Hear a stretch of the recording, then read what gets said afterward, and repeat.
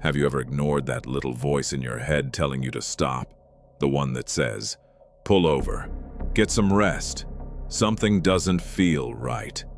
I ignored that voice, and it's the biggest mistake I've ever made. Because that night, I didn't just survive a car crash. I accidentally walked straight into what I believe was a family of killers. Last year, I finally got over a week off from work. It had been months since I had seen my parents, so I decided to surprise them. I live in South Carolina while my family still lives in Massachusetts. It's a long drive, but I've done it enough times to know the route by heart. The plan was simple. Leave late at night, drive straight through, show up at my parents' house the next morning without telling anyone. Well, almost anyone. I texted my brother just so somebody knew I was coming. Looking back now, I wish I had listened when he suggested I leave in the morning instead. I've never liked driving at night. Everything feels different after midnight. The highways get quieter. Gas stations become harder to find. Every pair of headlights feels like they're the only other people left in the world. But I figured less traffic meant an easier drive. For the first few hours, everything went exactly as planned. I had music playing. The road was empty. I was making great time. Then I reached Pennsylvania. I don't mean any disrespect to anyone who lives there, but every time I drive through that state, it feels endless. Dark mountains, sharp curves, miles and miles of empty road. And that night, the fog was unbelievable. It wasn't just floating over the road. It swallowed everything. My headlights barely reached 20 feet in front of the car. It felt like I was driving inside a cloud. I tightened my grip on the steering wheel and slowed down. Eventually, I came across a bright orange detour sign. Apparently, there had been an accident on the highway. Traffic was being redirected onto a back road. I didn't really have a choice, so I followed the signs. Within minutes, I realized I had made a huge mistake. The road became narrower. There were no streetlights, no houses, no gas stations, nothing. Just endless trees disappearing into thick white fog. That's when I looked down at my phone. No signal, no GPS, no way to check if I was even going in the right direction. I remember laughing to myself, not because anything was funny, but because it felt like one of those horror movies where every bad decision happens one after another. I kept driving, minute after minute, mile after mile, completely alone. Eventually, the exhaustion started catching up to me. I rolled the windows down, turned the music up, even slapped myself across the face a couple of times. Nothing worked. My eyes kept getting heavier. Deep down, I knew exactly what I should do. Find somewhere safe, pull over, sleep for 30 minutes. But I convinced myself I could make it a little farther. Just one more mile, then another, then another.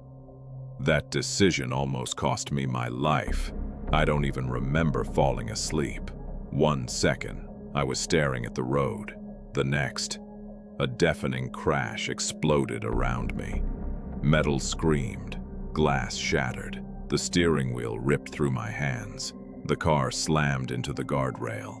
Then everything started spinning, over and over and over again. For a few terrifying seconds, I honestly thought I was dead. Then, silence. Complete silence.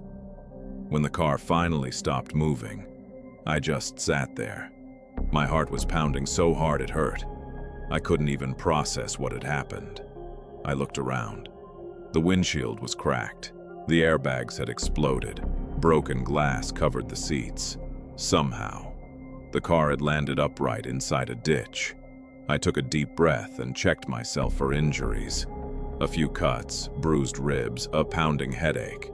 But somehow, I was alive. I reached for my phone. The screen was completely destroyed. Even if I had service, it wasn't going to help me now. I tried starting the engine. Nothing. The wheels just spun helplessly in the mud. I was stranded. completely alone, in the middle of nowhere, with no way to call for help. At that moment, I thought surviving the crash was the worst thing that could happen that night. I couldn't have been more wrong. I climbed out of the ditch as carefully as I could. My legs were shaking, not because I was hurt, because the adrenaline was finally wearing off. I stood there staring at what was left of my car. The entire front end was crushed. One tire was hanging at an angle that clearly wasn't normal. There was no fixing this.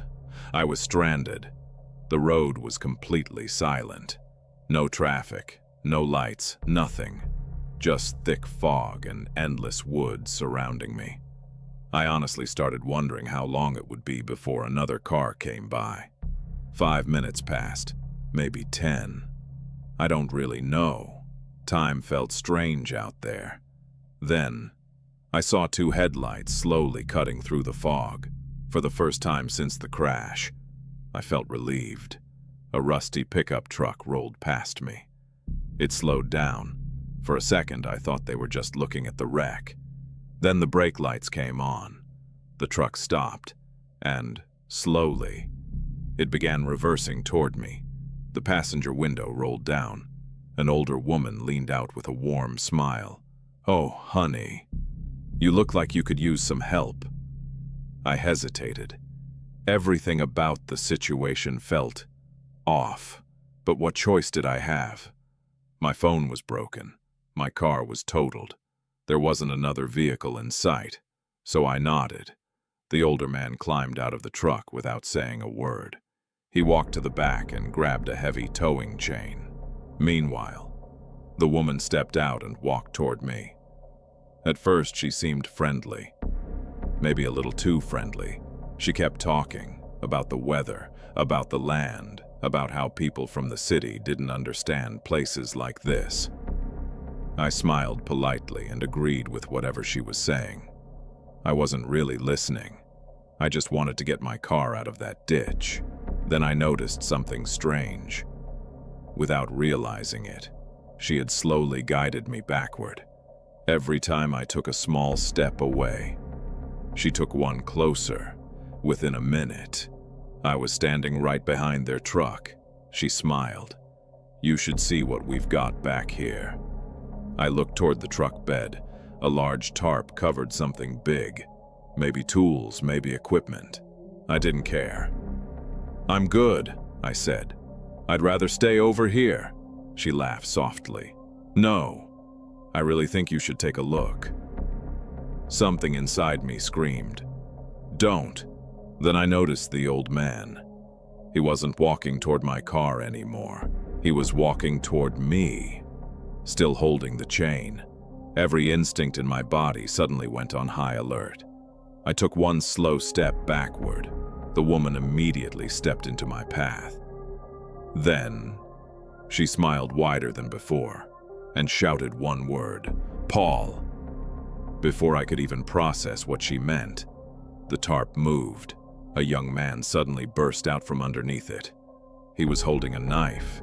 For a split second, my brain completely froze. He lunged straight at me. Somehow, pure instinct took over. I threw myself backward. His hand barely missed grabbing my shirt. I hit the ground hard, but I was still free. The woman started screaming. Not in fear. She was yelling at the 2 men, almost like she was ordering them to catch me. I jumped to my feet and ran. I didn't stay on the road. That would have been suicide. Instead, I sprinted straight into the woods. Branches slapped against my face. Roots nearly tripped me. Behind me, I could hear someone crashing through the trees. They were chasing me. I didn't dare look back. I just kept running. Eventually, the footsteps became quieter, then disappeared completely. I found a cluster of bushes and crawled underneath them. I covered my mouth with both hands to keep myself from breathing too loudly. Everything was silent, for what felt like forever. Then, I heard her voice. The old woman. She sounded close, much closer than I wanted. "Sonny boy, Her voice echoed through the trees. "It's okay now. We got your car out. You can come back." My heart nearly stopped. She sounded so calm, so believable. If I hadn't seen the knife, I might have believed her. But something didn't make sense. If they had really helped me, why were they looking for me? I stayed completely still, didn't move, didn't breathe. After several minutes, the woods became quiet again. Eventually, I gathered enough courage to crawl out. I slowly made my way back toward the road. The truck was gone. My car was exactly where I'd left it, still buried in the ditch. The woman had lied. Every single door on my car was hanging open. My backpack had been ripped apart. Everything inside was scattered across the seats. Even worse, someone had taken a knife and sliced through the upholstery. They weren't just trying to rob me. It felt personal. I didn't stay another second. I started walking, 1 mile, then another.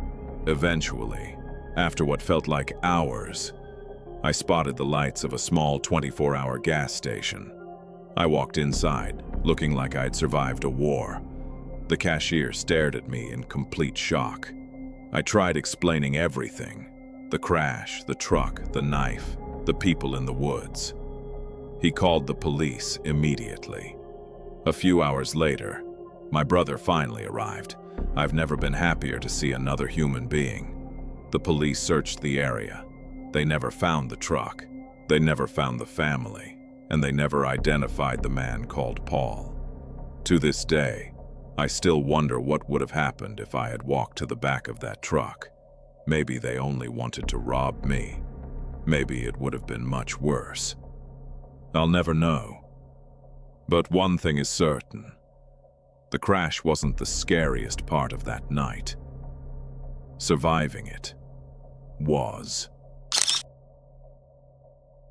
You never really know who's been inside a rental house before you. At least, that's what I used to think. Now I know something much worse. Sometimes, they're still inside. And if my wife hadn't noticed one tiny detail on our first night, I honestly don't think we would have made it home. About a year ago, I had to travel for work. Normally, I hate business trips. They're boring. You spend all day working, then sit alone in some hotel room all night. This trip was different. The job was only about 3 hours away, and the town was known for its hiking trails and beautiful scenery. So I had an idea. Instead of leaving my wife home alone for a few days, why not bring her with me? I'd work during the day. She could explore the town, go shopping, or just relax. Then every evening we'd have the whole place to ourselves. It sounded perfect. Instead of booking a hotel, I found a small Airbnb tucked away in the woods. The pictures looked incredible. A cozy little cabin, surrounded by tall trees, quiet, private, exactly what we wanted. When we arrived that afternoon, it honestly looked even better than the photos. The cabin wasn't huge, but it felt warm, comfortable, like the kind of place you'd escape to for a peaceful weekend. My wife smiled as we carried our bags inside. "I could actually live somewhere like this," she said. I laughed. So could I. If only we'd known what was already living there. We would have turned around immediately. That first evening couldn't have gone any better. We unpacked, ordered dinner, watched a movie, and went to bed early. Nothing felt strange. Nothing felt wrong. Until the next morning, I woke up around 6 to get ready for work. The first thing I noticed, my wife wasn't next to me. For a split second, my heart sank. I got out of bed and walked into the kitchen. She was sitting alone at the counter with a cup of coffee. She looked exhausted, dark circles under her eyes, barely touching her drink. "You okay?" I asked. She nodded, but it wasn't convincing. After a long pause, she finally said, "I didn't sleep." I asked why. She stared at the floor for a few seconds before answering. "I woke up sometime during the night, I rolled over, and I thought someone was standing in the corner of the bedroom. I looked toward the hallway leading back to the room. She quickly added, "I know that sounds crazy. It was dark. I couldn't really tell. I kept trying to focus. But every time I looked over there, I felt like someone was watching me." I told her it was probably just a pile of clothes or a shadow. She wanted to believe me. I could tell. But something about the way she looked made me think she didn't believe it herself. She said she eventually heard a small noise coming from the same corner. That was enough. She never fell back asleep. Instead, she got up before sunrise and made coffee. I felt awful leaving her there alone. Before I walked out the door, I asked if she'd be okay. She smiled and said she'd probably head into town after taking a shower. She didn't want to spend the whole day inside the cabin by herself. I kissed her goodbye and left for work around lunchtime. She started texting me. Immediately, I could tell something wasn't right. Normally, she sends long messages, pictures, jokes, stories about whatever she's doing. That day, every reply was 1 or 2 words. "Fine. Yeah. Later." When I finally met her for lunch, she looked pale. I asked what happened. She took a deep breath before speaking. "After you left, I laid my clothes out on the bed before taking a shower.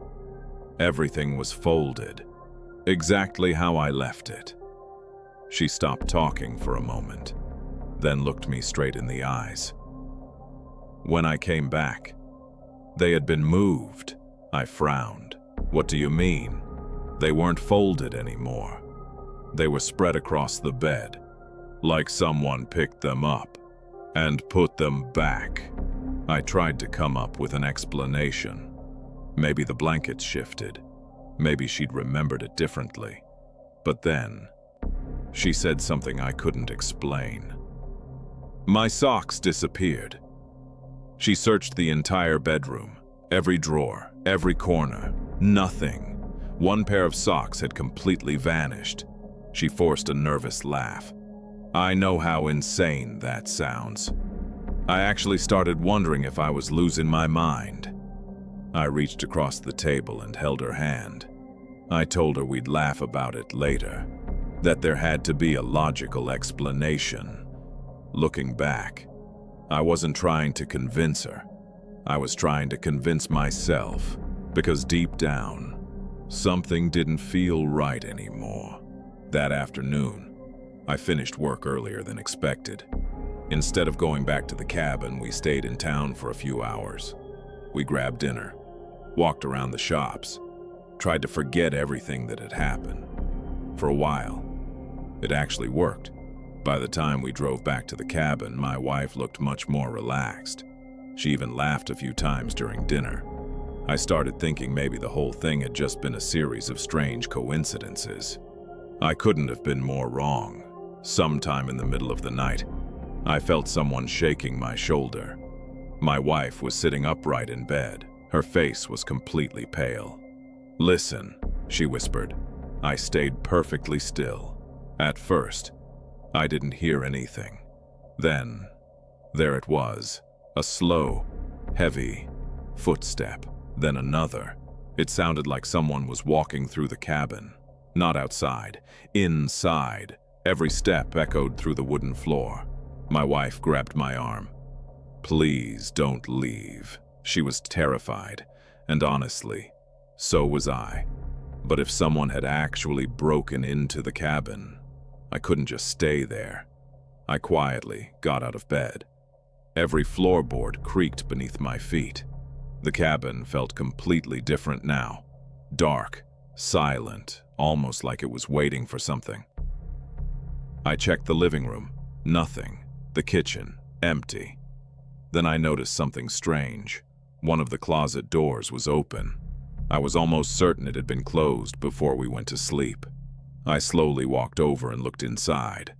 Boxes, blankets, cleaning supplies, nothing else. I let out a slow breath. Maybe the door had simply drifted open. Old cabins do that. At least, that's what I told myself. When I got back to the bedroom, I told my wife everything looked fine. She nodded, but neither of us slept for the rest of the night. The next morning was my final work day. Just one meeting. After that, we were going home. My wife refused to stay in the cabin alone. She came with me into town and waited while I worked. During lunch, she looked at me and quietly said, "Can we leave today?" I wanted to say, yes, I really did. But that last meeting couldn't be canceled. "We only have one more night," I told her. "We'll pack everything before bed. And we'll leave first thing in the morning." Neither of us liked that plan, but we didn't have another choice. That evening, we packed every bag we owned, our clothes, our chargers, everything. The plan was simple. Wake up, throw the bags into the car, drive away. We ordered pizza and sat in the living room, trying to distract ourselves with a trivia game on my phone. Then, we heard it. A loud thump from the basement. We both froze. A few seconds later, another one. It sounded like someone had bumped into a stack of boxes. I tried to laugh it off. "Old house," I said. "Wood expands, things settle." Even as I said it, I didn't believe it. The silence that followed somehow felt even worse. Finally, I stood up. "I'm checking." My wife grabbed my hand. "No, please don't. If someone's down there, then we need to know." I picked up my phone and turned on the flashlight, then slowly opened the basement door. The stairs creaked beneath every step. The air was colder downstairs. Damp. Still. The basement was packed with storage boxes, old furniture, shelves covered in dust. There was only one light bulb hanging from the ceiling. Its dim yellow glow barely reached the corners of the room. I slowly walked through the basement. Nothing. I checked behind every stack of boxes, every shelf, every corner. Empty. I actually laughed at myself. Maybe I had let my imagination get carried away. I turned toward the stairs. Then, something caught my eye. A figure, standing perfectly still in the far corner. At first, I honestly thought it was a coat rack. Or maybe an old mannequin someone had stored downstairs. It never moved. It never blinked. Then, it blinked. My entire body froze. It wasn't a mannequin. It was a man. He was wearing a faded red baseball cap, standing completely motionless, watching me. I don't remember turning around. I don't remember running. The only thing I remember was screaming my wife's name. "Get to the car." She didn't ask questions. The panic in my voice told her everything she needed to know. I grabbed 2 bags and threw them outside. She loaded them into the trunk while I ran back inside for the last one. As I rushed through the hallway, I noticed something that still gives me chills.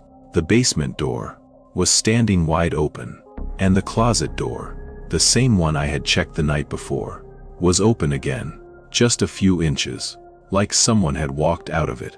I didn't stop. I grabbed the final bag, ran outside, jumped into the driver's seat, and hit the gas.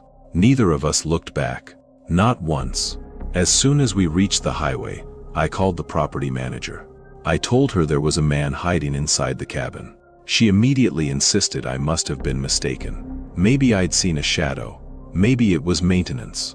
Maybe. I hung up before she finished. I knew exactly what I saw. To this day, I still think about my wife waking up that first night, about the figure standing silently in the corner of our bedroom. She wasn't imagining it. He was there, watching us while we slept. And the missing socks. Honestly, I don't even want to know why he took them. One thing is certain. I'll never rent another secluded cabin again, because the scariest part wasn't the man in the basement.